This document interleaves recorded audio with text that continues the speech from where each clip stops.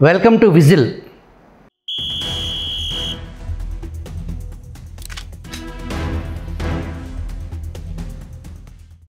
సార్వత్రిక ఎన్నికలు ముగిసి సంవత్సరం అయింది. మళ్ళీ ఎన్నికలు రావాలంటే 4 సంవత్సరాల సమయం ఉంది. కానీ వచ్చే నెలలో ఇంకొక 2 నెలల్లోనే ఎలక్షన్స్ ఉన్నాయి అన్నట్టుగా ఆంధ్రప్రదేశ్ రాజకీయాల్లో మళ్ళీ వేడి రాజేసుకుంది. దానికి సంబంధించి పరామర్శల పేరుతో జగన్ ఆయన అనుచరులు హల్చల్ చేయటం, దాంట్లో మృత్యువాత పడటం, రప్పా రప్పా నరుకుతాము అన్న మళ్ళీ వస్తున్నాడు, ఒక్కొక్కళ్ళు అంతు చూస్తాం అనే పరిస్థితికి, బరితెగింపుకి బెదిరింపులకి అధికారం కోల్పోయాము అన్న కొద్దిపాటి ఆలోచన కూడా వైసీపీ శ్రేణుల్లో, ముఖ్యంగా వైసీపీ అధినేత జగన్మోహన్ రెడ్డిలో ఏ మాత్రం జంకు బెరకు భయం లేకుండా మిమ్మల్ని అధికారం మీదైనా మిమ్మల్ని భయపెట్టేది మేమే అన్నట్టు పోలీసుల్ని, సాక్షాత్తు పోలీసులు నడిరోడ్డు మీద బెదిరిస్తున్నారు. అసలు ఆ రాష్ట్రంలో ఏం జరుగుతుంది? అక్కడ లా అండ్ ఆర్డర్ ప్రాబ్లంకి స్వయంగా ముఖ్యమంత్రి చంద్రబాబే కారణం, నీ మొహం చూడటానికి ఎవరో జనాలు రావట్లేదు, నన్ను చూసి తండోపతండాలుగా నన్ను చూడటానికి జనాలు వస్తున్నారని చెప్పేసి అసభ్యకరంగా కూడా జగన్మోహన్ రెడ్డి స్వయంగా వ్యాఖ్యలు చేసిన సందర్భం ఉంది. వీటి మీద మనతో మాట్లాడటానికి ఆంధ్రప్రదేశ్ శాసనసభ డిప్యూటీ స్పీకర్ శ్రీ రఘురామకృష్ణరాజు గారు మనతో ఉన్నారు. నమస్కారం రాజు గారు. నమస్తే.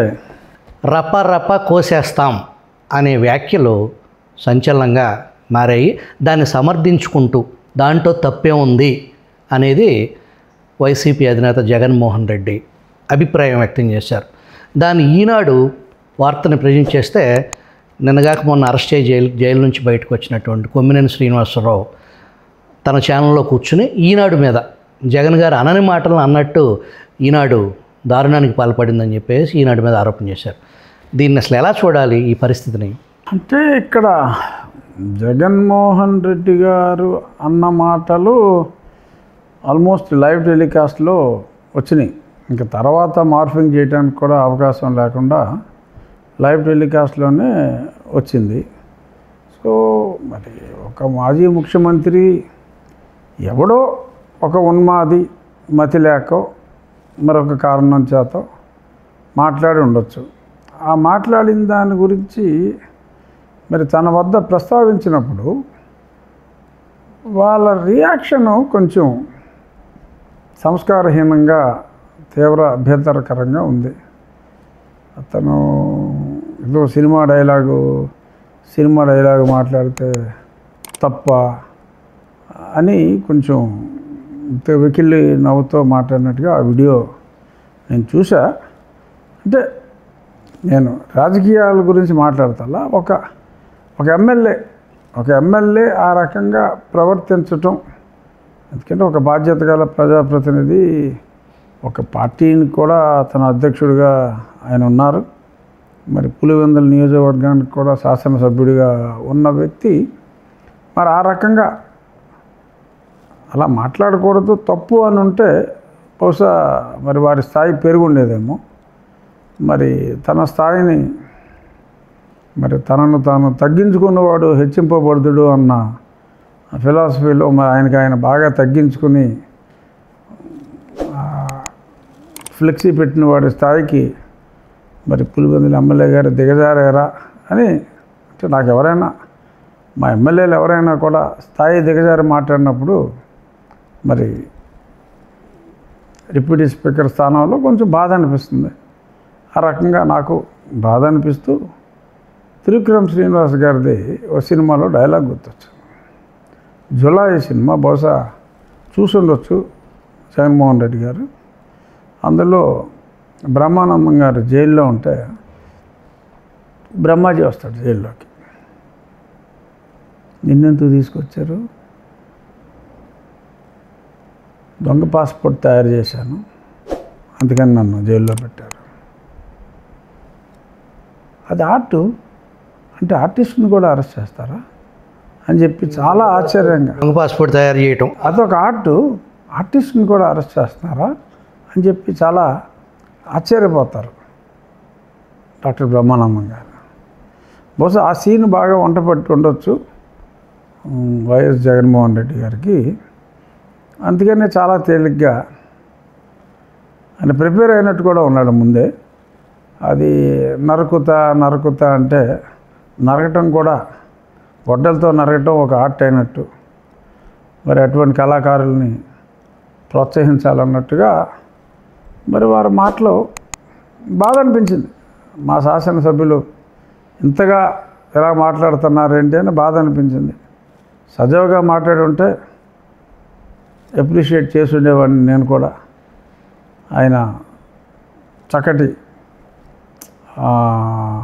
నిష్కల్మషంగా మాట్లాడారు అని ఒక ప్రశంస కూడా ఇచ్చి ఉండేవాడినేమో. బట్ ఏదేమైనా మా ఎమ్మెల్యేల్లో ఒకళ్ళు అంతా ఎవడో పనికి మాలినోడు రిఫ్రాఫ్ మాటలను సమర్థించడం డెఫినెట్గా బాధ అనిపించింది.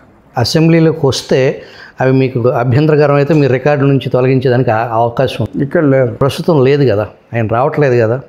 లేకపోయినా అట్లీస్ట్ విజిల్ ద్వారా నా సూచన ఏంటంటే ఎవరో గతి తప్పి మతి తప్పి మాట్లాడితే మాట్లాడవచ్చు. నాయకులు వారి స్థాయి మరచి వారిని సమర్థించడం అనేది సమర్థనీయం కాదు. ఇక్కడ ఒకటి మన విజిల్ పరిశోధనలో తేలిన నిజం ఏంటంటే ఏదైతే ఆ ఫ్లెక్సీలు ఉన్నాయో ఆ కొటేషన్స్ ఉన్నాయో అవన్నీ ఏ కార్యకర్త స్వయంగా తనంతట తానుగా తయారు చేసుకునే కాదు. వైసీపీ కేంద్ర కార్యాలయం నుంచి ఐపాక్ టీం ఏదైతే మళ్ళీ రంగంలోకి దిగి వాళ్ళు తయారు చేసిన డిజైను ఆ ఫ్రేము అదంతా కూడా ఒక ప్రెస్లో తయారయ్యి అక్కడికి తీసుకొచ్చి జనాలకి వాటిని పట్టుకోమని ఇచ్చారు అనేది. అంటే ఆ ఒక్కడో కాకుండా చాలామంది అదే పట్టుకున్నారా? చాలామంది అట్లాంటి వికృతమైనటువంటి ప్లకార్డ్స్ రాజారెడ్డి రాజ్యాంగం వస్తుంది త్వరలో, అన్న వస్తున్నాడు మీకు అంటే మరి అది యాక్చువల్గా వాళ్ళు చేసుకున్నదే సూసైడ్. మరి అంటే నేను ఇప్పుడు ఈ పదవిలో ఉన్నప్పుడు పార్టీలకు అతీతంగానే మాట్లాడాలి.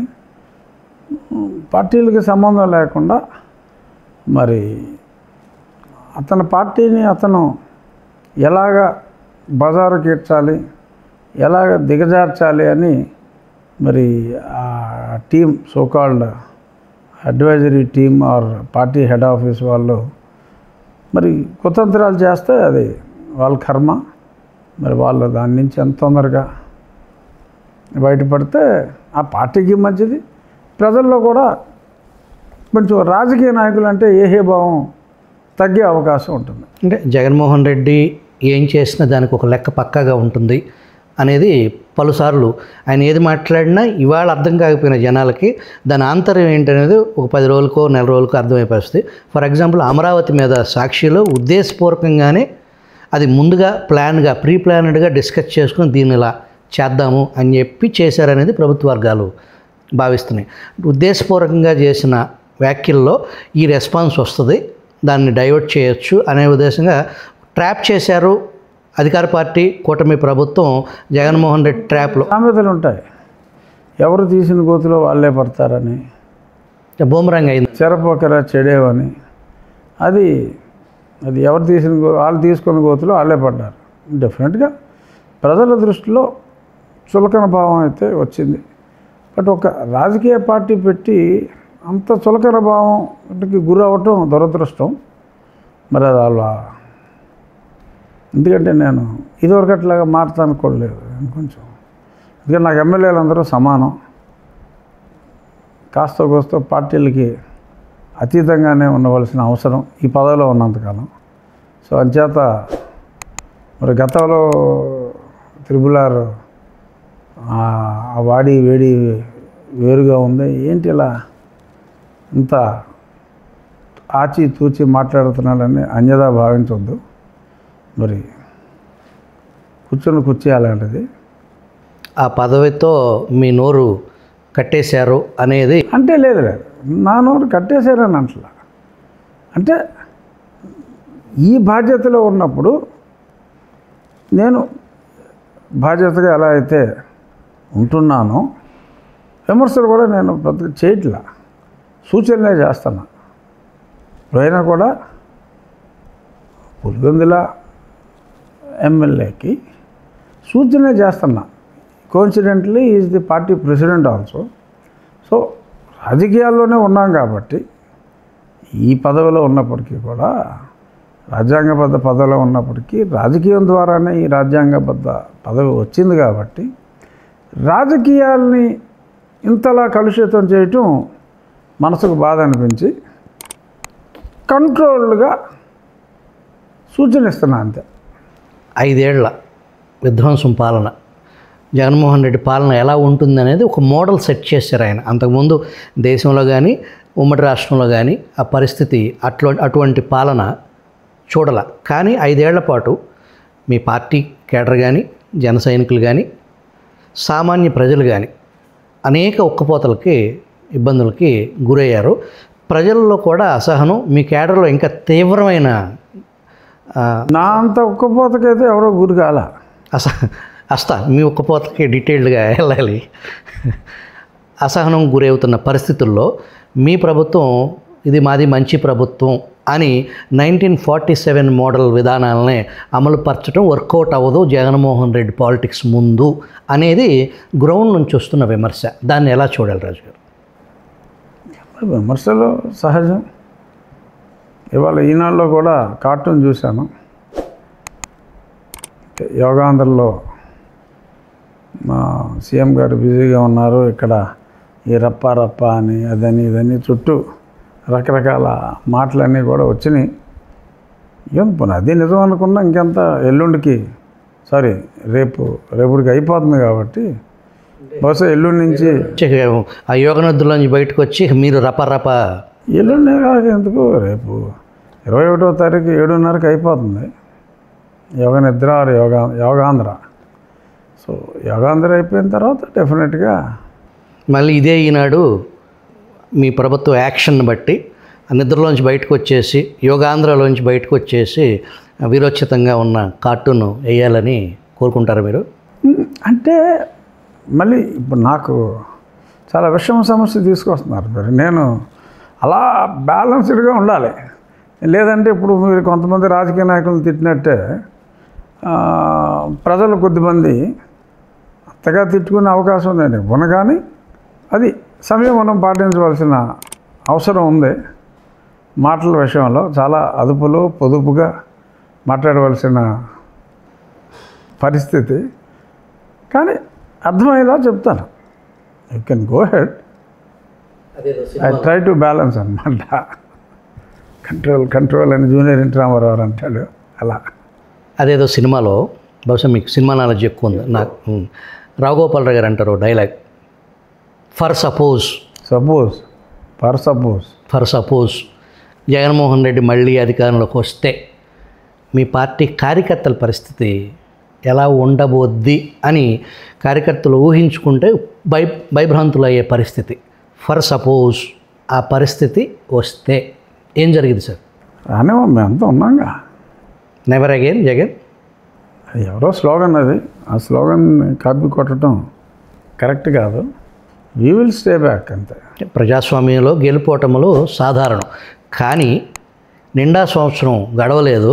రాబోయే 4 సంవత్సరాల తర్వాత వచ్చే ఎన్నికల గురించి ఇప్పుడు తీవ్ర చర్చ అనేది ఒక అనారోగ్యకరమైన వాతావరణం క్రియేట్ చేయబడింది అనేది ఇటు పాలకపక్షం నుంచి కానీ అటు ప్రతిపక్షం స్లీపర్ సెల్స్ హైపర్ యాక్టివ్ అవ్వటం ఒక రకమైన అన్రెస్ట్లోకి మళ్ళీ సొసైటీ. ఇప్పుడు law must be set in motion అండి. Law and order has to be set in motion. ఇప్పుడు అదే చేశారు. ఆడెవడో ఫ్లెక్సీ పట్టుకున్న కుర్రోడిని ఐ థింక్ అరెస్ట్ చేశారా, ఊరికైనా కేసు పెట్టారా? అరెస్ట్ చేసి ఉంటారు. అరెస్ట్ చేశారన్న. సో అలాంటి రౌడీ ఎలిమెంట్స్ని అరెస్ట్ చేసి వాళ్ళ మీద కఠినమైన చర్యలు తీసుకుంటే సరే, వాళ్ళకు ఉన్న ఛానల్లో ఇది అన్యాయం అక్రమం అని చెప్పి ఘోషించవచ్చు. బట్ డెఫినెట్గా వాళ్ళని శిక్షించవలసిన అవసరం ఉంది ఈ రకంగా మాట్లాడితే. మరి మీరు అన్నట్టు నిజంగా అదొక కార్యాలయం నుంచి మోడల్ పంపించి ప్రింట్ చేసిన వాడికి కార్యాలయం వాళ్ళే ఆర్డర్ ఇవ్వటం అన్నీ జరిగితే సదరు కార్యాలయం మీద కూడా చర్యలు తీసుకోవచ్చు. కార్యాలయం డైరెక్ట్గా ఇప్పుడు ప్యాలెస్, తాడేపల్లి ప్యాలెస్ దాని చిరునామా ఏమో. సదరు కార్యాలయం ఎక్కడ ఉన్నప్పటికీ అది ప్యాలెసా లేకపోతే పేపర్స్ హౌసా అది నాకు తెలియదు. ఎక్కడ ఉన్నప్పటికీ కూడా చర్యలు అయితే పోలీస్ శాఖ వారు అంటే ప్రభుత్వం తీసుకోవాల్సిన అవసరం అయితే ఉంది, తీసుకుంటారని అనుకుంటున్నాను. వైసీపీ నుంచి టీడీపీలకి వచ్చిన వారితో అప్రమత్తంగా ఉండాలి, కోవర్టులుగా మారారు అని చెప్పేసి సాక్షాత్తు మీ పార్టీ అధినేత ముఖ్యమంత్రి వ్యాఖ్యానించారు. పార్టీలోకి తీసుకునే ముందే పూర్వపరాలు పూర్తి ట్రాక్ రికార్డు పరిశీలించి కదా తీసుకోవాలి. తీసుకున్న తర్వాత వాళ్ళతో అప్రమత్తంగా ఉండాలి అంటే అది ఇబ్బందికరమైన పరిస్థితి కదా. పొలిటికల్గా మరి ఎవరికి తోచింది, మరి సడన్గా ఎవరో ఒకళ్ళిద్దరు షాక్ ఇచ్చి ఉండొచ్చు. కానీ మరి ఆ పార్టీ నుంచి ఎందరో వచ్చారు, కొందరు మంత్రులు అయ్యారు, కొందరు కేంద్రంలో కీలక పదవుల్లో ఉన్నారు. ఆ పార్టీ నుంచి వచ్చిన వాళ్ళు ఎన్నో కమిటీల్లో ఎందరికో స్థానాలు ఉన్నాయి. మరి అన్ని స్థానాలు ఇచ్చిన తర్వాత మరి కొంచెం ఎవరిని అన్నారో అనే కొంచెం ఆ చురుక్కుమనే భావన చాలామందికి ఉండొచ్చు. అంటే నేను కూడా చివరిలో వచ్చా. అయినప్పటికీ నేను వీళ్ళందరికన్నా ముందు జగన్మోహన్ రెడ్డిని, అతని ప్రభుత్వ పనితీరుని విమర్శించిన వ్యక్తిగా నాకు తలనొప్పి లేదు. అట్లీస్ట్ నన్ను ఉద్దేశించింది కాదు అనేది ప్రజలకైతే తెలుసు, ప్రజలకు తెలుసు. ఎందుకంటే తొలి నుంచి పోరాడుతున్న వ్యక్తిగా ఆ గుర్తింపు నాకుంది. అందరూ గుర్తించకపోయినా ఆ గుర్తింపు నాకుందని నేను అనుకుంటున్నా. మరి ప్రజల్లో చూద్దాం. ఈ కేసీఆర్ ప్రభుత్వం కాల్ డేటా ఫోన్ ట్యాపింగ్ వ్యవహారంలో వైఎస్ షర్మిల తీవ్ర వ్యాఖ్యలు చేయటం, నా ఫోన్ ట్యాప్ చేసి ఆ రికార్డుని జగన్మోహన్ రెడ్డికి తన అన్నకి వినిపించారు అనేది, దానికి సంబంధించి సుబ్బారెడ్డి ప్రత్యక్ష సాక్షి ఆ డేటా ఆడియోని నాకు వినిపించారు అని చెప్పేసి ఆవిడ చాలా తీవ్రమైన ఆరోపణలు చేశారు. దీని మీద నిన్న జగన్మోహన్ ట్యాపింగ్ అన్నది అన్ఫార్చునేట్గా చాలా కామన్ అయిపోతుంది. ఎందుకన్నా మరి ప్రతి వాళ్ళకి కొంచెం బెదురో మరేంటో కానీ చాలా ప్రభుత్వాలు ఫోన్ ట్యాపింగ్ అనేది my phone was under tap. నేను ఎన్నోసార్లు వైసీపీ గవర్నమెంట్లో నా ఫోన్ ఎప్పుడు ట్యాప్లోనే ఉంది. నేను చాలాసార్లు కంప్లైంట్ కూడా ఇచ్చాను, హోమ్ మినిస్ట్రీకి కూడా రాశాను. ఏదో రకరకాల టెక్నిక్ల్లో చాలా వరకు రాజకీయ ప్రత్యర్థులు అంటే అదొక రకం, కానీ ఈ ఆడగూతురులు సినిమా ఇండస్ట్రీకి సంబంధించి దాన్ని పూర్తిస్థాయి బ్లాక్మెయిల్కి వాడుకునేలాగా ఈ ట్యాపింగ్ అనేది ఒక వ్యాపారం లాగా మార్చేసే సంస్కృతిని అంతకుముందు దేశం ఎన్నడూ చూశారు కదా. వాస్తవానికి ఏదైనా రాజకీయ ప్రత్యర్థులు దానికి సంబంధించిన వ్యవహారం అనేది అది కూడా అనైతికంగానే సాగిన సందర్భాలు, ఆ ఫోన్ ట్యాపింగ్ నిదానంతో ప్రభుత్వాలు కూలిపోయి ముఖ్యమంత్రి రాజీనామా చేసిన పరిస్థితులు ఉన్నాయి. కానీ ఇంత రోతకి రాజకీయాలు దిగజారటం దురదృష్టం. మిగిలిన ఫోన్లు సంగతి నేను చెప్పలేను, కానీ నా ఫోన్ అయితే ఖచ్చితంగా ఇప్పుడు ట్యాప్లో ఉందన్నమాట నిజం. ఇంటెలిజెన్స్ వాళ్ళు చేసేవారు, నాకు ఉంటాయి కదా కొంత నెట్వర్క్లు. నేను అయినా ఏముంటుందో అందులో మనం మాట్లాడుకునే దాంట్లో ఎలాగో టీవీల్లో మాట్లాడేదైనా ఫోన్లో మీ ఫోన్ ట్యాపింగ్ అవసరంలా, ఎందుకంటే మీరు మామూలుగా వితౌట్ కెమెరా విత్ కెమెరా ఏది ఉంటుందో అదే ఇప్పుడు మోరార్లెస్ అంతే ఉంటుంది.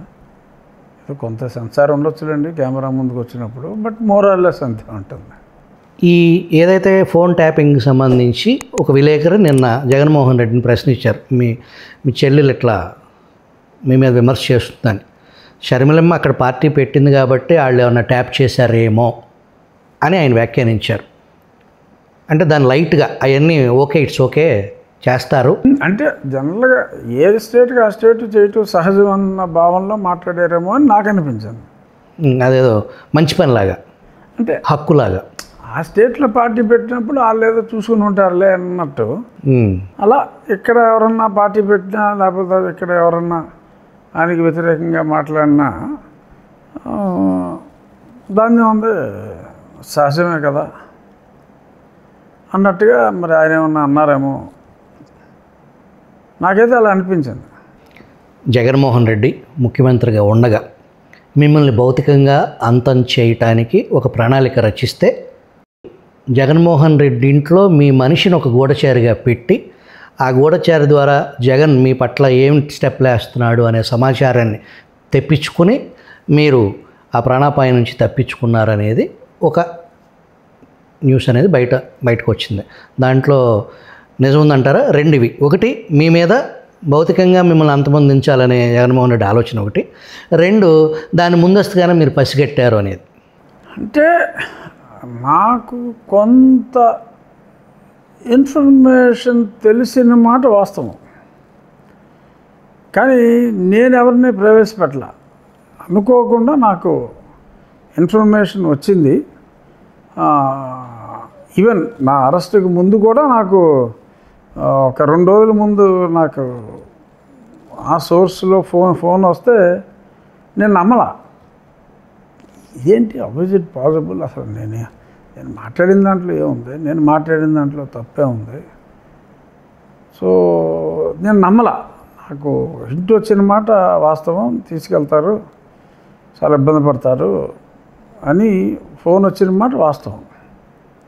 బట్ నేను ప్లేస్ చేసినాడు కాదు. నాకు I use to get some information. ఏదో నా వెల్ విషర్లు కూడా ఉంటారు కదా, రాజుగారు మీకు ఇలా రిస్క్ ఉంది, వేసేస్తున్నారు, 1-2 డేస్లో పట్టుకెళ్తారు, ఇబ్బంది పడతారు అంటే, నేను ఇన్ఫ్యాక్ట్ నా దురదృష్టం ఏంటంటే నేను అతన్ని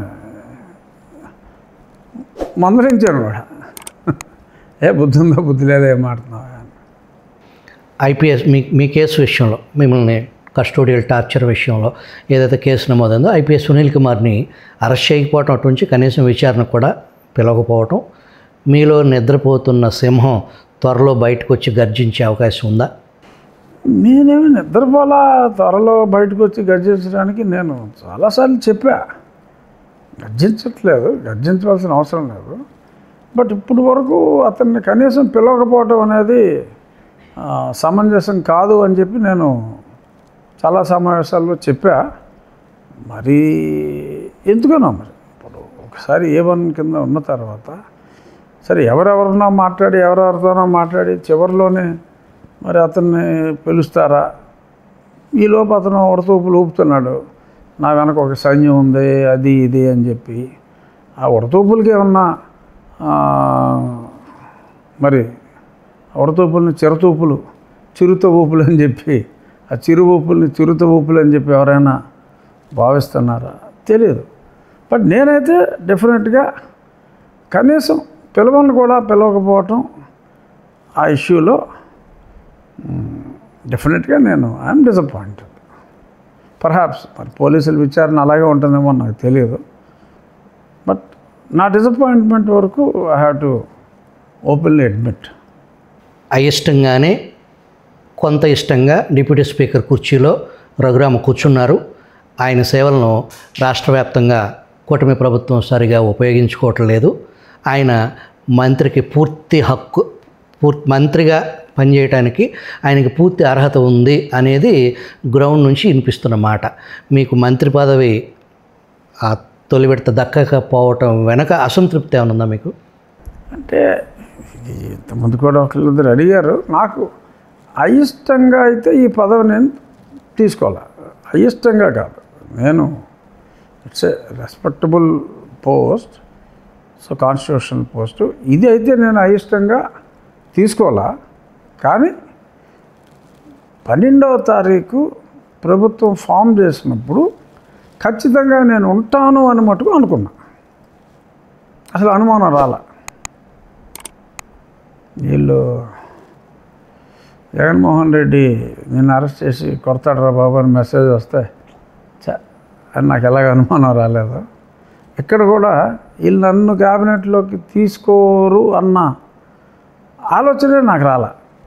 అది నిజం, అది అడ్మిట్ చేయాలి. బట్ తర్వాత నా పనిలో నేను పడిపోయాను, ఎమ్మెల్యేగా నా పనిలో నేను పడిపోయాను. సరే మనం ఇప్పుడు ఎందుకంటే అది అప్పుడు కూడా ఇంటర్వ్యూలో చెప్పా, that is the description of the chief minister.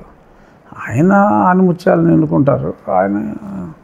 ఆయన స్థాయిలో ఆనిముత్యం అంత ప్రకాశవంతమైన ఆనిముత్యం మనకు కాదేమో అని అనుకుని, సో నా గురించి నేను తెలుసుకుని నా పనిలో నియోజకవర్గానికి పూర్తిగా పరిమితం అయిన తర్వాత ఒక 6 నెలల తర్వాత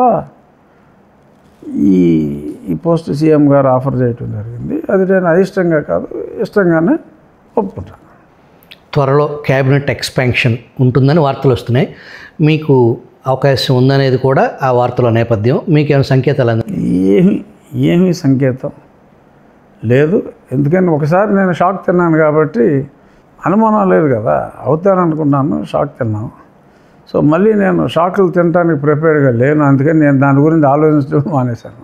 కొమ్మినేని అరెస్టు వ్యవహారం, హైదరాబాదులో కూర్చుని మేధావులు ఆ సంఘటనని ఖండించడం, ఇది ఆంధ్రప్రదేశ్లో పత్రికా స్వేచ్ఛకి గొడ్డలు పెట్టు అని చెప్పేసి ఇక్కడ మేధావులు గర్జించారు. దాన్ని ఎలా చూడాలి రాజుగారు? అదే మేధావుల అర్థం కావట్లా. లిక్కర్ కుంభకోణంలో అసలు కింగ్ పిన్ పెద్దిరెడ్డి కుమారుడు మిథున్ రెడ్డి. కానీ ఆయన్ని అరెస్ట్ చేయకుండా ఓన్లీ పిత్తపరిగిల్ని అరెస్ట్ చేశారనే ఆరోపణలు ఉన్నాయి. ఈ సిట్ కేసు విచారణలో పూర్తి స్థాయిలో వేగవంతంగా అవి నేర నిరూపితం అయ్యే పరిస్థితుల్లో సాగుతుంది అనేదంటే, మీకు ఈ క్వశ్చన్కి నేరుగా మీరు ఆన్సర్ చెప్పకపోయినా మీరు వ్యక్తిగతంగా మీకు లా గురించి సిస్టము జరుగుతున్న స్పీడ్గా అయితే, అంటే నా కేసు విషయం గురించి నేను నిర్మోహమాటంగానే చెప్పా, నత్తనడక సాగుతోంది అని. బట్ ఇదైతే వేగవంతంగానే నడుస్తుంది. ఇన్ఫ్యాక్ట్ నా కేసుతో పోలిస్తే వాయువేగ మనోవేగాలతో నడుస్తున్నట్టే లెక్క. ఏ నిమిషంలో వారానికి ఒక కొత్త క్యాండిడేట్ని అరెస్ట్ చేస్తున్నారు. అంతా బాగానే వేగవంతంగానే నడుస్తుంది. సముద్రంలో కలిసిపోయే నీళ్ళని, వృధాగా కలిసిపోయే నీళ్ళని కలిసికట్టుగా పంచుకుందామని చెప్పేసి మీ నాయకుడు ముఖ్యమంత్రి చంద్రబాబు పిలుపునిచ్చారు, ఓపెన్ ఆఫర్ ఇచ్చారు తెలంగాణ ప్రభుత్వానికి. కానీ ఇక్కడ తెలంగాణ ప్రతిపక్షం కానీ తెలంగాణ ప్రభుత్వం కానీ మళ్ళీ ఇది ఆంధ్ర తెలంగాణ జల వివాదం కింద క్రియేట్ చేసే పరిస్థితి ఉంది. ఈ వివాదాన్ని ఆదిలోనే ఏమీ లేని దాన్ని అపోహలతో క్రియేట్ చేసేదాన్ని, మీకు ఈ ప్రభుత్వ పెద్దతో కూడా సన్నిహిత సంబంధాలు ఉన్నాయి కాబట్టి ఏదన్నా మధ్యవర్తిత్వంగా వయా మీడియాగా దీన్ని సన్నిహిత సంబంధాలు ఉన్నాయి. మేము పార్లమెంట్లో కలిసే ఉన్నాం, అన్నిత్యం మాట్లాడుకునే వాళ్ళం, సెషన్ ఉన్న రోజులు అంతవరకు ఓకే. కానీ ఇక్కడ గురు శిష్య సంబంధం మా సీఎం గారికి ఈ సీఎం గారికి డెఫినెట్గా అది సార్ట్అవుట్ అయిపోతుంది. అది నేను చాలా సింపుల్గానే సార్ట్అవుట్ అవుతుంది అనుకుంటున్నా. ఎందుకంటే 1000 టీఎంసీ నీళ్లు పైగా సముద్రంలో కలుస్తూ ఉంటే తలకో 100 టీఎంసీలు జాగ్రత్త చేసుకుందాం అని అనుకుంటంలో సో దానికి ఇబ్బందే ఉండదని నేను అనుకుంటున్నాను. డెఫినెట్గా రేవంత్ గురువును జేజమ్మను ఇక్కడ నుంచి తరిమేసిన చరిత్ర మాది అని చెప్పేసి రీసెంట్గా కేసీఆర్ తనయుడు కేటీఆర్ వ్యాఖ్యానించారు. అంటే ఆ టైప్ ఆఫ్ వ్యాఖ్యల్ని అది దురదృష్టం అంటున్నాను. అందుకని అటువంటి వ్యాఖ్యల్ని ప్రజలైతే సమర్థించరు. మరి అటువంటి వ్యాఖ్యలు చేయటం దురదృష్టం అంతే. ప్రజలైతే సమర్థించరు అటువంటి వ్యాఖ్యలు. ఎవరు చేసినా కూడా ఎప్పుడు మీరు చూడండి, చంద్రబాబు నాయుడు గారి నోట్లోంచి అటువంటి వ్యాఖ్యలు పొరపాటును కూడా ఎప్పుడు రావు. ఆ పరుషంగా మాట్లాడటం కానీ, నిందిస్తూ మాట్లాడటం కానీ, అది మెచ్యూర్డ్ పాలిటీషియన్కి, మేబీ పర్హాప్స్ బడ్డింగ్ పాలిటీషియన్కి ఉన్న డిఫరెన్స్. ₹1 కూడా అవినీతి జరగని మద్యం పాలసీలో కావాలని చెవిరెడ్డిని పేరు చెప్పమని చెవిరెడ్డి గన్మెన్ చిత్రహింసలో గురి చేసినట్టు ఆ చెవిరెడ్డి గన్మెన్ చేత ఒక వాంగ్మూలం ఇప్పించి అతను హాస్పిటల్ డ్రామా రక్తి కట్టించి అదే నిజం అని చెప్పేసి ప్రచారంలోకి తీసుకొచ్చింది వైసీపీ పార్టీ పెద్దలు. అంత నిర్లజ్జగా ఆ రకంగా పోలరైజేషన్ చేసి సమస్యని తప్పుదోవ పట్టించే అంత తెలివితేటలు, అంత క్రిమినాలజీ సంబంధించిన ఇదిని ఎదుర్కొనే సత్తా కూటమి ప్రభుత్వంకి లేదు. ఆ రాజకీయం, ఆ క్రిమినల్ రాజకీయాన్ని ఎదుర్కొనే సత్తా ఈ ప్రభుత్వానికి లేదనే భావన బలపడుతుంది. దానికోసం ఏం చేయాలంటారు? ఇలా ఎందుకంటే మరి చెవిరెడ్డి గారిని కూడా అరెస్ట్ చేశారు, వరుసగా అరెస్ట్ చేసుకుంటూనే వస్తున్నారు. మరి ఉన్నప్పుడు ఆ భావన వీళ్ళేముంది, ఏదో రకంగా సమర్థించుకుంటారు ప్రతిపక్షం. కానీ ఆ విషయంలో ఇందాక చెప్పినట్టు డెఫినెట్గా సిట్ అనేది అక్కడ చాలా చురుగ్గానే ఉంది.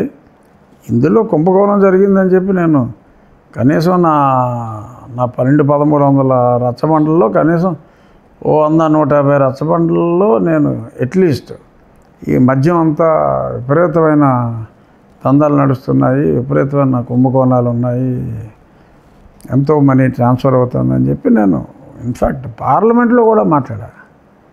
ఇందులో డిజిటల్ ట్రాన్సాక్షన్స్ చేయట్లేదు, ఇన్ని వేల కోట్లు డిజిటల్ ట్రాన్సాక్షన్ చేయకుండా చేయటం అంటే it will lead to lot of other practices, corruption అన్న పదం వాడకుండా. So government has to take a tough view అని చెప్పి కూడా నేను మాట్లాడాను. ఎందుకంటే ఇందాక చెప్పినట్టు అన్నీ అంత హార్ష్గా చెప్పక్కర్లా, అర్థమయ్యే విధంగా నేను చెప్పాను. తర్వాత ఆ మెడికల్ రిపోర్ట్లు మన వాళ్ళతోటి నాకు కావాల్సిన వాళ్ళతో టెస్టులకు పంపటం, ఆ టెస్టులని ఫస్ట్ చెప్పటం. నేను అప్పుడు హెల్త్ కమిటీలో కూడా కొన్నాళ్ళు సభ్యుడిగా ఉన్నా, స్టాండింగ్ కమిటీలో. ఆ హెల్త్ కమిటీలో ఈ రిపోర్ట్లన్నీ ఇచ్చి నేను టీములను కూడా పంపి వెరిఫై చేయించాలి అని చెప్పి మాట్లాడటం. దీని మీద నేను చాలా చేశాను. అప్పుడే బాగా తొందరపడి ఒక కోయిల ముందే కూసిందని ముందే నేను చాలా గట్టిగా చెప్పా ఇవన్నీ. ఇప్పుడు అన్నీ వెలుగులోకి వస్తున్నాయి. సో అందరికీ తెలిసిందే కదా అది. ఇప్పుడు కాదు అసలు ₹1 కూడా మధ్యలో కుంభకోణం జరగలేదు అని వాళ్ళు చెప్పుకోవాల్సిన అవసరం వాళ్ళకు ఉంది. డెఫినెట్గా చెప్పుకోవాలి, తప్పదు. ఎందుకంటే అవును చేసాం, కొట్టేసాం అని అనగలరా? అనలేరు కదా. సో వాళ్ళ సమర్థన వాళ్ళు చేసుకోవాలి, వాళ్ళ సమర్థన వాళ్ళు సమర్థవంతంగా చేసుకుంటున్నట్టుగా ఉన్నారు మీరు చెప్పినట్టు. సో మనం విచారణ ద్వారా ఈ రహస్యాలని బహిర్గతం చేసి శిక్ష విధించడం ద్వారా మన ప్రతిభ అంటే ప్రభుత్వం ప్రూవ్ చేసుకోవాలి. వాళ్ళ ప్రతిభ సెల్ఫ్ సర్టిఫికేషనే కదా, వాళ్ళు డెఫినెట్గా సెల్ఫ్ సర్టిఫికేషన్ ఇచ్చుకుంటారు. నీ మార్కులు నువ్వే వేసుకోండి అంటే అసలు ఫెయిల్ అయ్యేవాడే ఉండడు. ఇది అలాంటిదే. పదుల సంఖ్యలో అక్రమాస్తుల కేసులు, దాని మీద రోజువారీ విచారణకి తప్పించుకోవటం కోసం అధికారులకు వచ్చిన తర్వాత నేను ముఖ్యమంత్రి, ఇన్ని లక్షలు ఖర్చు అవుద్ది, నేను కొన్ని వందల వేల ఫైల్స్ ప్రతిరోజు చూడాలి, నేను కొన్ని నిమిషాల నిద్రపోతున్నాను, ఈ ప్రజాసేవకి అంకితం అయిపోయిన జీవితం ఇది అని చెప్పేసి ఆనాడు కోర్టుకి నేను రాలేని పరిస్థితి అని చెప్తే కోర్టులు కూడా పెద్ద మనసుతో కన్విన్స్ అయ్యి అయ్యో అక్కడ ఈయన వస్తే ఆ ప్రజలు కూడు నీళ్ళు దూరం అయిపోతారనేది కోర్టులు కూడా పెద్ద మనసుతో మీరు రావద్దులే అని అన్నారు. సంవత్సరం అయిపోయింది ఆయన ముఖ్యమంత్రి స్థానం నుంచి. కనీసం ప్రతిపక్ష నాయకుడు కాదు, ఒక సాధారణ ఎమ్మెల్యే అయి ఉన్న వ్యక్తిని ఒక్క వారం కూడా కోర్టుకి ఇవాళకి వెళ్ళలేకపోవటాన్ని ఎలా అర్థం చేసుకోవాలి? ప్రజలకు ఎటువంటి సంకేతం? ఇటు ప్రభుత్వాలు కానీ అటు కేంద్ర ప్రభుత్వం కానీ న్యాయ వ్యవస్థ ఎలా పనిచేస్తుంది? ఇది నేను ఈ ఉద్యోగం టేకప్ చేయక ముందు సుప్రీంకోర్టులో కూడా కొన్ని మోర్ దాన్ 1000 పేజెస్తో పిటిషన్ వేయటం జరిగింది. అది నా పాస్ట్ పొజిషన్లో. ఇప్పుడు నేను I can't offer any comment. నా ఎమ్మెల్యే మీద నేను కామెంట్ చేయటం సభ్యత కాదు. అందుచేత ఎక్కడైనా మీరు ఇందాక మాట్లాడినప్పుడు కూడా మా ఎమ్మెల్యే అలా మాట్లాడకుండా ఉండాల్సింది అనే నేను చెప్పాను తప్ప ఇది రావాలా రాకూడదా అనేది నా పరిధిలోని అంశం కాదు. నేను ఇప్పుడున్న పరిస్థితుల్లో లేనప్పుడు I took the maximum lead. In fact no one else had filed the case. సుప్రీంకోర్టులో ఎన్నిసార్లు విచారణకు రాలేదు అని వివరాలన్నీ కూడా నేను అతి కష్టం మీద ఇక్కడ సిబిఐ ఆఫీసులో వాళ్ళంతా రిఫ్యూజ్ చేసినప్పటికీ కూడా పట్టు వదలకుండా మా లాయర్ వెంకటేష్ గారు పోరాడి అక్కడి నుంచి ఇన్ఫర్మేషన్ తీసుకొచ్చి ఒక పెద్దది రిపోర్ట్ రెడీ చేసి ఫైల్ చేసాం అప్పట్లో. ఇప్పుడు పోస్ట్ మారింది. సో కూటమి ప్రభుత్వంలో ఎమ్మెల్యేలు అవినీతిలో కట్టు తెగి బరి తెగించి ప్రవర్తిస్తున్నారు అనే చర్చ గ్రౌండ్లో జరుగుతుంది.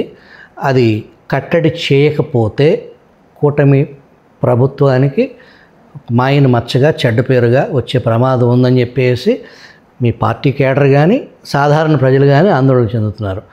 అదేమన్నా మీరు ప్రభుత్వంలో కాదు రాజ్యాంగబద్ధమైన పోస్టులో ఉన్నారు, దీన్ని ఎంత తొందరగా సరి చేసుకుంటే అంత కూటమి ప్రభుత్వానికి మంచిది. వాస్తవానికి అదే నేను మీ రోల్ ఈ విషయంలో రాజ్యాంగబద్ధ పదవిలో ఉన్నాను, కానీ నేను చెప్పాలి అంటే ప్రభుత్వంలో కూడా లేను. బట్ ఒక ఎమ్మెల్యేగా ఎవరే రిపోర్ట్ ఇచ్చినా ఈ మధ్యన 2 రిపోర్ట్లు వచ్చినాయి. ఆ 2 రిపోర్ట్లో నిన్న వచ్చిన ప్రవీణ్ ఆయన పుల్లట్ల ప్రవీణ్ గారు ఇచ్చిన రిపోర్ట్లో కూడా 32 మంది ఏదో గ్రీన్ జోన్లో ఉంటే నేనైతే గ్రీన్ జోన్లో ఉన్నా. అలాగే మరి దానికి ముందు కూడా ఇంకెవరో కూడా రిలీజ్ చేశారు. 164లో 32 గ్రీన్ జోను, 164 కాదండి, 175లో 175లో. ఎందుకంటే అందులో ఇద్దరు వైఎస్ జగన్మోహన్ రెడ్డి అండ్ ఈయన పెద్దిరెడ్డి రామచంద్రారెడ్డి 2 పేర్లు ఉన్నాయి. 173 అంటే 164లో 30 మంది, 164లో 30 మంది. Of course survey keeps on changing అనుకోండి. వాళ్ళ సర్వేలో 164లో 30 మంది గ్రీన్ జోన్లో ఉన్నారు. ఒక 53 రెడ్ జోన్లో, ఆరెంజ్ జోన్, రెడ్ 90 మంది ఏదో ఆరెంజ్, 90 ఆడ్. అలా రెడ్ జోన్లో ఎంతమంది సార్? 50 చిల్లర అనుకుంటా. నేను ఐ హ్యాడ్ ఎ గ్లాన్స్, నన్ను ఎక్కడ పెట్టాడు అన్నది చూసుకున్నా. నేను గ్రీన్లోనే ఉన్నాను. నేనేం చేస్తున్నానో నాకు ఐడియా ఉంటుంది కాబట్టి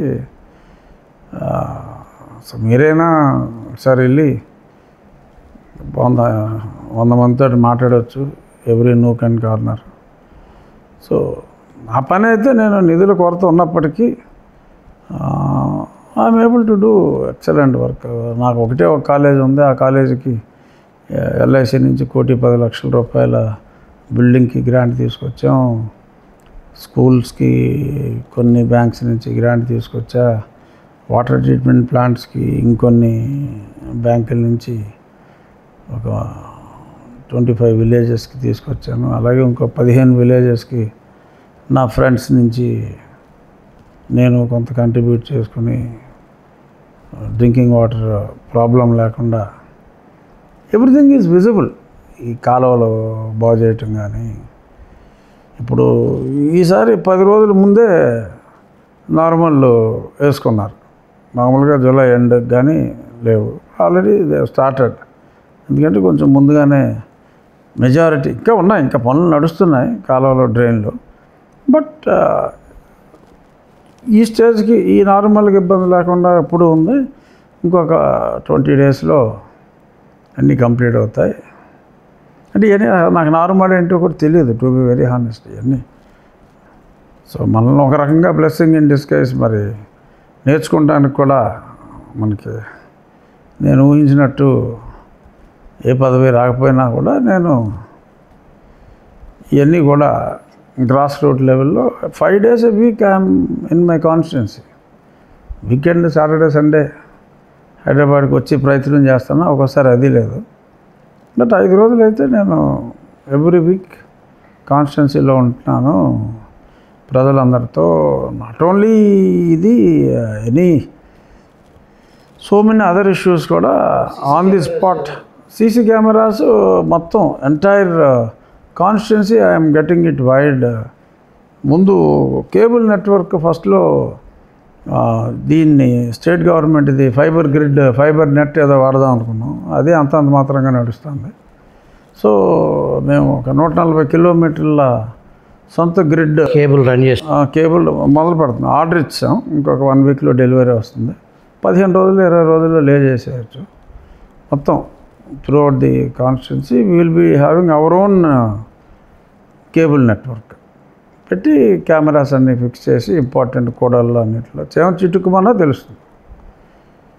క్రైమ్ ఎనీ గవర్నమెంట్ ఎఫిషియన్సీ తెలిసేది క్రైమ్ కంట్రోల్లో, లా అండ్ ఆర్డర్ కంట్రోల్లో లేకపోతే ప్రభుత్వ పనితీరు బాగున్నట్టు లెక్క ఎక్కడైనా కూడా. సో నా నియోజకవర్గంలో లా అండ్ ఆర్డర్ ఇష్యూ లేకుండా పోలీస్ ఇన్ఫ్రాస్ట్రక్చర్ కూడా రాష్ట్రం అంతా కూడా కొంచెం వీక్ కంపేర్ టు తెలంగాణ. ఇక్కడ మంచి వెహికల్స్, పోలీస్ స్టేషన్లు అన్నీ బాగానే కట్టారు. మీరు ఈ మధ్య పోలీసులకు వెహికల్స్ ఇచ్చినట్టున్నారు. నేను ప్రభుత్వంతో సంబంధం లేకుండా సంబంధం 4 స్టేషన్స్కి కొత్త వెహికల్స్, ఆ బొలేరోలు మంచి బ్రాండ్ న్యూ కొని ఇవ్వటం, పోలీస్ స్టేషన్లు కూడా పూర్తిగా అప్గ్రేడ్ చేసాం. కటకటాల సదుపాయాలు అన్నీ కూడా క్రియేట్ చేసాం. స్కూల్స్ ఇన్ఫ్రాస్ట్రక్చర్ని టెర్రిఫిక్గా ఇంప్రూవ్ చేసాం. ఇప్పుడు రాబోయే 15 రోజుల్లో ఒక 5 స్కూల్స్లో కంప్యూటర్ ల్యాబ్స్ పెడతాను. వచ్చే విద్యా సంవత్సరానికి అన్ని ప్రభుత్వ పాఠశాలల్లో కూడా నేను కొన్ని గ్రాంట్లు తీసుకొచ్చి, సిఎస్ఆర్ గ్రాంట్స్ అన్ని ప్రభుత్వ పాఠశాలల్లో కూడా ఇది కంప్యూటర్ ల్యాబ్స్ ఉండేలాగా చేస్తాను. మా విద్యాశాఖ మంత్రి గారు కూడా ఇది పెంచాలి గవర్నమెంట్ స్కూల్స్లో అన్నదానికి అనుగుణంగా డూయింగ్ లాట్ ఆఫ్ వర్క్. చాలా స్కూల్స్లో అంటే ఆట స్థలం అంటూ ఉంటే దాన్ని అభివృద్ధి చేసి దాన్ని కొంచెం హాఫ్ కన్స్ట్రక్షన్లో ఉన్న రూమ్స్, స్లాబ్లేసి వదిలేసినవి ఇలాంటివన్నీ కూడా చాలా చోట్ల కంప్లీట్ చేసి ఇవ్వటం. కొన్ని చోట్ల అసలు ఫిల్లింగ్ లేక బురద గుంటలాగా అయిపోయినాయి మెయిన్ మండల్ హెడ్ క్వార్టర్స్లో ఉన్న స్కూల్స్. దానికి చాలా ఖర్చు పెట్టి ల్యాండ్ ఫిల్లింగ్లు 5 ఎకరాల గ్రౌండ్లో ఉన్న స్కూల్స్ ఉన్నాయి 3 మాకు. అంత గోతుల్లోగా ఉంటే మరి మట్టి తవ్వుపోయారా మరి ఎందుకు అలా ఉంది. ఆ మట్టి కప్పెట్టి ఒక గార్డెన్ లాగా చేసే ప్రయత్నాలు. ఇప్పుడు 2 చోట్ల ఎన్టీఆర్ గారి పేరు మీద 2 పబ్లిక్ ప్లేసుల్లో ఓపెన్ ఎయిర్ థియేటర్స్ కూడా, కొన్ని నాటకాలు వేయాలన్నా, మ్యూజికల్ నైట్లు జరగాలన్నా, పెళ్ళిళ్ళు ఎవరన్నా చేసుకోవాలన్నా అన్నిటికీ వీలుగా అసలు లో కాస్ట్లో ఎవరన్నా పబ్లిక్ ఫెసిలిటీ లేదు. దానికి ఒక కమిటీ లాగా వేసి అపొలిటికల్ కమిటీ, పార్టీలో వాళ్ళకి సంబంధం లేకుండా, ఏ పొలిటికల్ పార్టీలో యాక్టివ్గా ఉన్న వాళ్ళ ప్రమేయం లేకుండా నాన్ పొలిటికల్గా ఊళ్ళో ఉన్న పెద్ద మనుషులతోటి ఒక కమిటీ వేసి మీరే దీన్ని మంచి స్టాండర్డ్స్లో రన్ చేయండి, రీజనబుల్గా ఫీ పెట్టండి, దాని మెయింటెనెన్స్కి సరిపడా, సో మీరే రన్ చేయండి, నాన్ పొలిటికల్గా రన్ చేయించాలనేది ఆలోచన. సో ఇలా అభివృద్ధి పదంలో అయితే డెఫినెట్గా ముందు వరుసలో ఉన్నారు. ఎవరైనా నిష్పక్షపాతంగా అన్ని ఊర్లు తిరిగి మార్కులు వేసేవాళ్ళు ఉంటే కనుక నాకు ఫస్ట్ మార్క్ వస్తుందనే నమ్మకం అయితే నాకుంది. నిష్పక్షపాతంగా వేస్తాను. ఈ మధ్య ఏదో కొన్ని ఫొటోస్ వైరల్ అయినాయి మీ నియోజకవర్గం సంబంధించి. అర్ధరాత్రి మద్యం తాగే వాళ్ళని పోలీసులు కౌన్సిలింగ్. అవును, నేనే ఒక అతను నడి రోడ్డు మీద బాస పట్టేసుకుని ఏదో యోగా చాలా శ్రద్ధగా గ్లాసు ఆ థింగ్స్ అవి పెట్టుకుని హోమంలో కూర్చుని శ్రద్ధగా తాగుతున్నాడు. విపరీతమైన వైరల్. అతను ఋషులు చేస్తూ ఉంటే రాక్షసులు చెడగొట్టినట్టు మా పోలీసులు వెళ్ళి అని పట్టేశారు. అది ప్రభావం అది చాలా డెఫినెట్గా చాలా మహిళలు చాలామంది నాకు లేఖలు కూడా నా నియోజకవర్గంలో వచ్చినాయి, మంచి పని చేస్తున్నారు ఇలా చేయటం ద్వారా అని. ఇప్పుడు పోలీస్ స్టేషన్స్కి ముందు నేను చెప్పిన తర్వాత పోలీస్ స్టేషన్కి కాల్స్ కూడా కొంతమంది మహిళల ఇళ్ళ దగ్గర నుంచి, ఇదిగో మా ఏరియాలో అక్కడ పలానా చోట కూర్చుని మనతో అవుతున్నారు, పట్టుకోండి అని చెప్పి ధైర్యంగా చెప్తున్నారు ఇప్పుడు. సో నా ఉద్దేశం 10-15 రోజుల్లో కంట్రోల్కి వస్తుంది. ఈ తడి చెత్త పొడి చెత్త వేరు చేసి ఇవ్వకపోతే మీరు చెత్త పట్టుకోవద్దు, సేకరించవద్దు అనే వాళ్ళ ఇంట్లోనే వదిలేమన్నా అన్నారా? అన్న అది కూడా మొదలుపెట్టారు. ఇదేంటంటే ఇప్పటి నుంచో వస్తున్న సమస్య. ఓవర్ నైట్ పరిష్కారం దొరకకపోవచ్చు, కానీ డెఫినెట్గా కొద్ది రోజుల్లో, అంటే అట్లీస్ట్ ఫ్యూ వీక్స్లో దానికి సొల్యూషన్ చూడగలనని నేను అనుకుంటున్నా. ఎందుకంటే ప్రజల నైజం ఓవర్ నైట్ మారదు. ముందు రెసిస్టెన్స్ ఉంటుంది, ఏంటి రైలు బోడీ ఇలా రూల్స్ పెడితే ఎవరి కోసం తీసుకెళ్ళరు అని అనుకుంటారు. బట్ నేను అంతమండోడిని, ఎవరి కోసం సెగ్రిగేట్ చేయరు అన్న ఉద్దేశంలో నేను ఉన్నాను. బట్ డెఫినెట్గా ఎందుకంటే పవన్ కళ్యాణ్ గారు కూడా ఇది తడి చెత్త పొడి చెత్త సపరేట్ చేయాలి, దాని నుంచి సంపద తీసుకురావాలి అని ఆయన కూడా మొత్తుకుంటున్నాడు పాపం. పూర్వం కట్టారు, తెలుగుదేశం ప్రభుత్వంలోనే కట్టారు. తర్వాత వైఎస్ఆర్ గవర్నమెంట్ వచ్చాక అసలు పట్టించుకోలే. అసలు టోటల్గా లాలెస్నెస్ అయ్యింది రాష్ట్రంలో. మరి గత ప్రభుత్వ టైంలోనే ఎవరికాడు కొంచెం అవుట్లాస్ లాగా బిహేవ్ చేయటం అనేది ఎక్కువైంది ఆ టైంలో.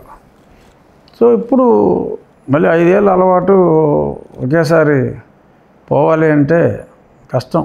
మద్యానికి అలవాటు పడినవాడిని మానిపించడం ఎంత కష్టమో, ఇలాగా ఈ అవుట్లాస్గా మారిన వాళ్ళకి ఏమవుతుంది, రోడ్డు మీద కూర్చొని తాగితే ఏంటి తప్పు.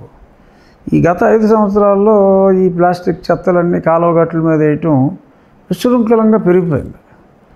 అవన్నీ కూడా కంట్రోల్ చేస్తున్నాం. ఎంత విశృంఖలంగా అంటే పంచాయతీ వాళ్ళే, ఆ పంచాయతీ సెక్రటరీలే ఆ కాలువగట్ల మీద వేసేసి చేస్తున్నారు.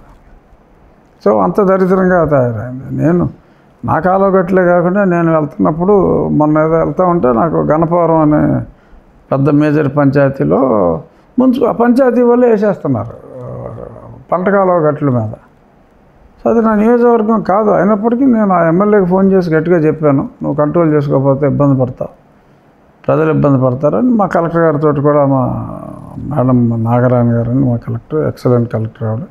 సో ఆవిడకి కూడా ఫోన్ చేసి, మేడం నా కాన్స్టిట్యున్సీ అయితే నేను డైరెక్ట్గా నేను చూస్తే నేను సరి చేసుకుంటున్నాను, బట్ అక్కడ ఎమ్మెల్యేకి కూడా చెప్పాను నేను, but you also have to instruct your DPO and take stern action immediately అని చెప్పి నేను ఆవిడకి కూడా చెప్పడం జరిగింది.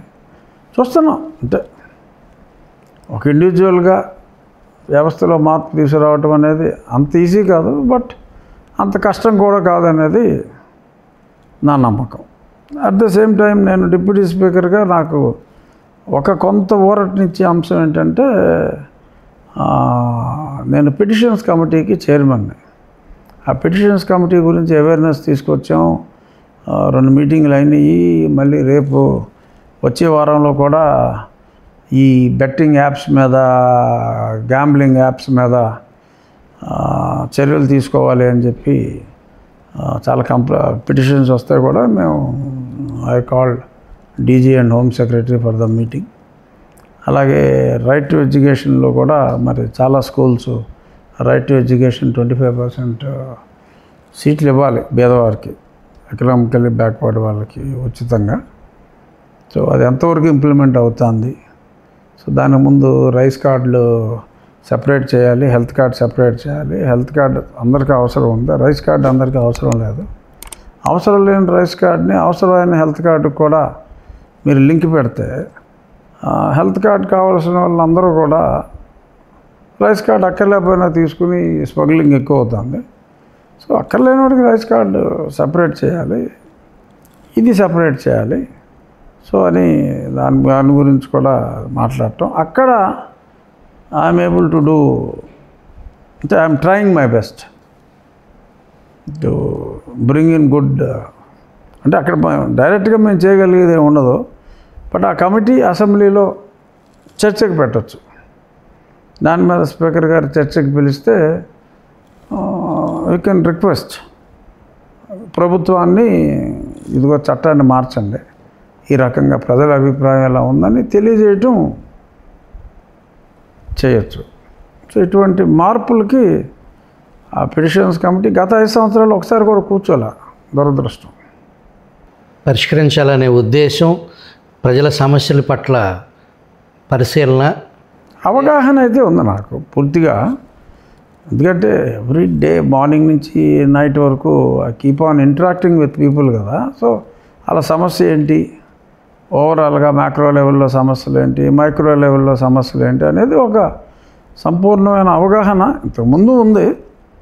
ఇప్పుడు ఇంకాస్త ఇంప్రూవ్ అయిందని అనుకుంటున్నాను. అవగాహన. ఈ మధ్య ఒక ఆడియో వైరల్ అయింది, అది మీ దృష్టికి వచ్చింది లేదు? రాజుల్లో రఘు లాంటి మళ్ళీ పుట్టడరా, ఏం చేస్తున్నాడు నియోజకవర్గంలో, మళ్ళీ మళ్ళీ రఘువే మనకి నాయకుడు. అవును, ఆ మధ్య విన్నాను అనేది ఒకటి.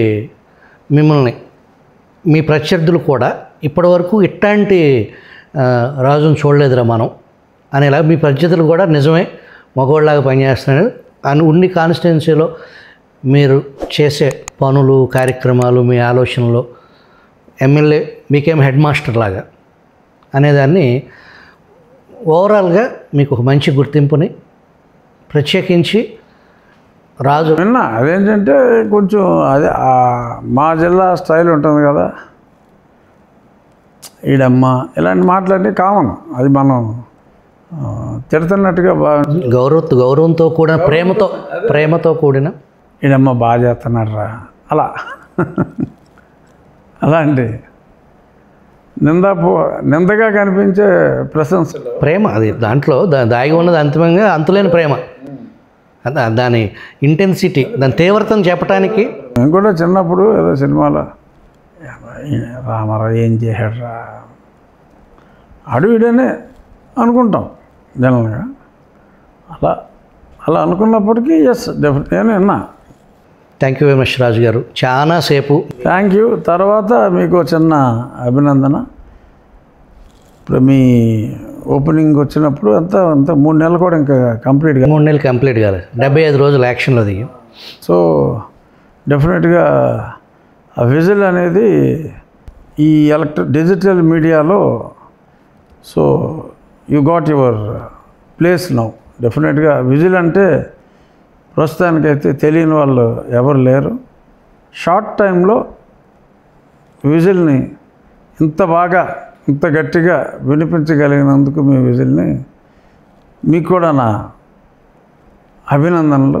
రాబోయే రోజుల్లో మరింత గట్టిగా మీ విజిల్ అందరికీ వినపడాలి, నిష్పక్షపాతంగా. అలా తప్పుంటే కూడా చెప్పచ్చు పబ్లిక్లోనే, ఇదిగో ఇది సరి చేసుకోండి అని చెప్పి అలా సజెస్టివ్గా, అంటే ప్రతిదీ క్రిటిసిజం చేసే చెప్పక్కల్లా సజెస్టివ్గా, సటిల్గా. అంటే ఇప్పుడు ఇడ్లీ ఎలా ఉంది అంటే ఇడ్లీ బాగోలేదని చెప్పడం ఒక రకం, చట్నీ ఇంకా బాగుందంటే ఇడ్లీ బాగోలేదన్నట్టే, కానీ అంతగా నొచ్చుకోరు అలా. సో నొచ్చుకోకుండా శుచిమెత్తగా విజిల్ మరింత గట్టిగా వినపడాలని కూడా మనస్ఫూర్తిగా కోరుకుంటున్నాను. విజిల్ అంతరంగాన్ని మీరు లోతుగా అర్థం చేసుకున్నందుకు మీకు విజిల్ తరపున, విజిల్ ప్రేక్షకుల తరపున మీకు ప్రత్యేక కృతజ్ఞతలు. Thank you.